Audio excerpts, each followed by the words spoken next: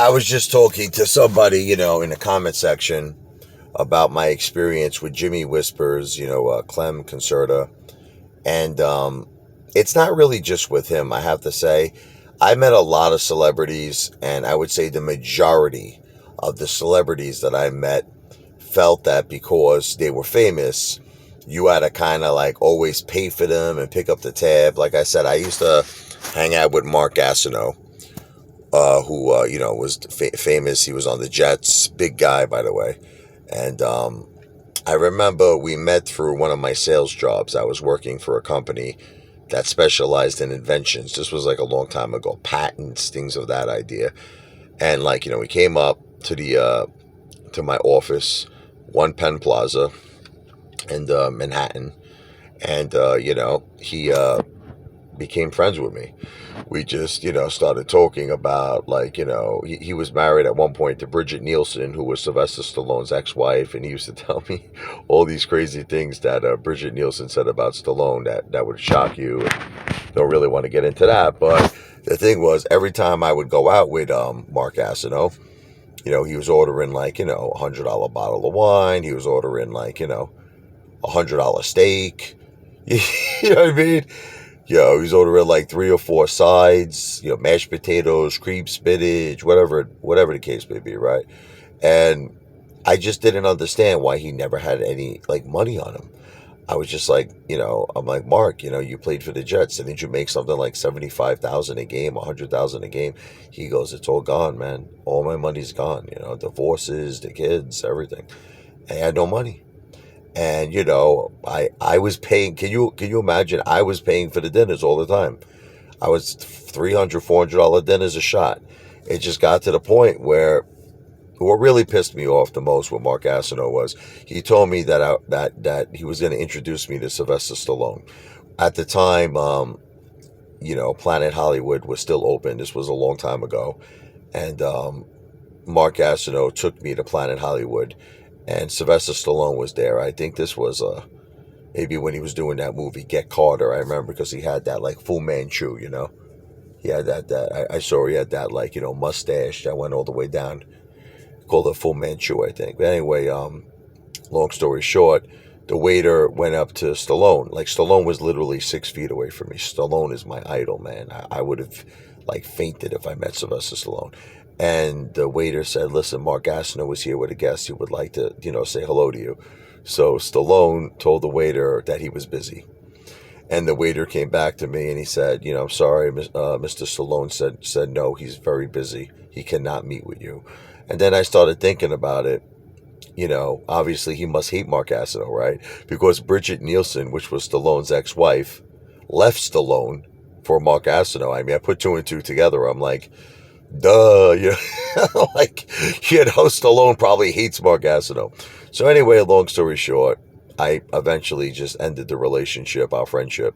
I just told him, I said, Mark, I mean, I can't be buying any more dinners for you, brother. I'm sorry. And it's like the same thing with Clem, Jimmy Whispers, Clem Casada, It was like, we go out to Robert De Niro's restaurant, the Tribeca Grill. And he's telling me, listen, she was acting like, he was like, I felt like I was in a movie, A Bronx Tale. It was crazy. He says, listen to me. Me and you understand? We're wise guys, you understand? We don't pay. Everything on the arm. Everything is on the arm, you understand? He goes, I'm not even kidding you. We don't pay for drinks. We don't pay for food.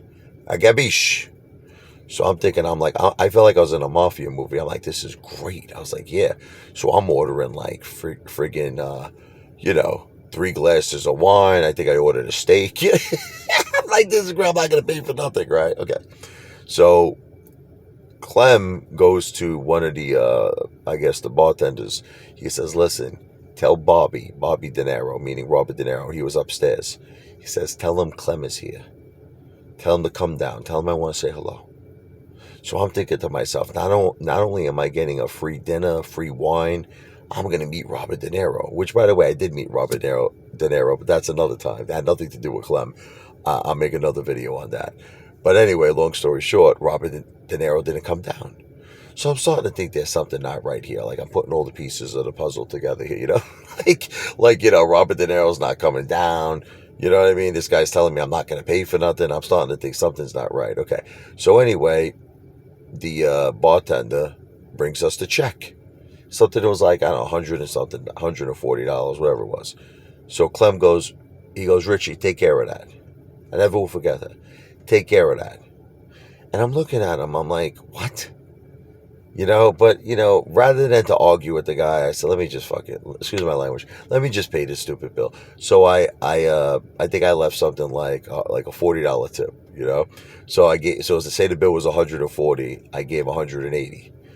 Do you believe the balls this guy Clem had? He comes back to me. He goes, "Hey, oh," he says to me, "you're in the Tribeca Grill here. This is Bobby De Niro's restaurant." I'm like, "Yeah."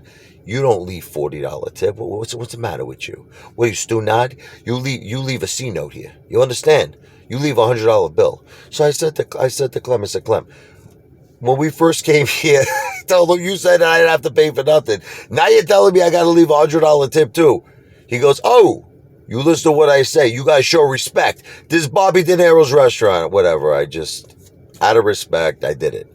I left $100 tip. I did everything he said. Okay, so now what happened was it was my daughter Sophia's first birthday. We were planning on having it originally at Goodfellas in Staten Island.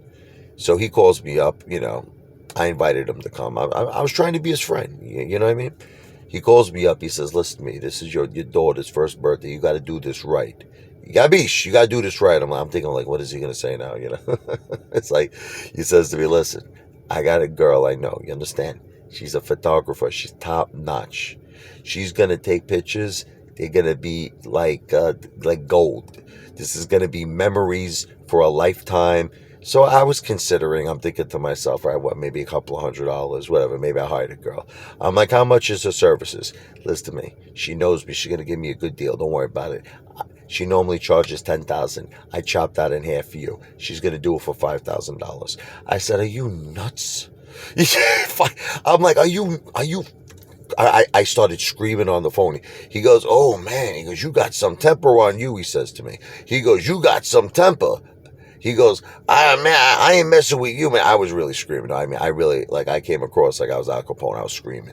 I was like, "You mother effer, you're trying to hustle me? You're trying to hustle me!" I was like, flip it out. He got really scared. He goes, "Look, man, forget it, man. I got to go. I scared the living shit out of Jimmy Whispers, right?" So anyway, we never spoke again after that. So that's the whole story.